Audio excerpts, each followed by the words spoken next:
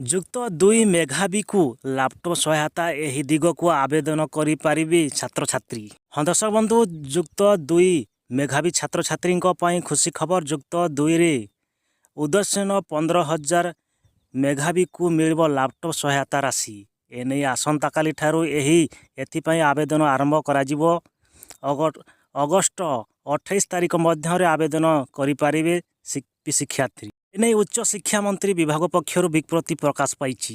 ଗୋଦାବରୀ ବିଦ୍ୟାର୍ଥୀ ପ୍ରହରଣ ଯୋଜନା ଲାପଟପ୍ କିଣିବା ପାଇଁ ଡିବିଟି ମାଧ୍ୟମରେ 30,000 ଟଙ୍କା ଦିଆଯିବ। ଯୋଗ୍ୟ ବିବେଚିତ ମେଧାବୀ ଛାତ୍ରଛାତ୍ରୀଙ୍କ ଓଡ଼ିଶା ସ୍କଲାରିଟ୍ ୱେବସାଇଟ୍ ସାଇଟ୍ www.scholarship.odisha.gov.in ନିଜର ଆଧାର ନମ୍ବର ଓ ଆଧାର ସହ ସଂଯୋଗ ଥିବା ମୋବାଇଲ ନମ୍ବର ମାଧ୍ୟମରେ ପଞ୍ଜୀକରଣ କରିପାରିବେ।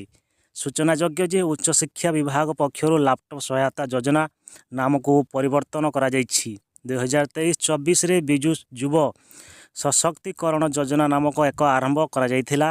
ଚଳିତ ବର୍ଷରୁ ଏକ ଯୋଜନା ନାମ ପଞ୍ଜୀକରଣ କରି ଗୋଦାବରୀ ବିଦ୍ୟାର୍ଥୀ ପ୍ରଶାସନରେ ଯୋଜନା କରାଯାଇଛି।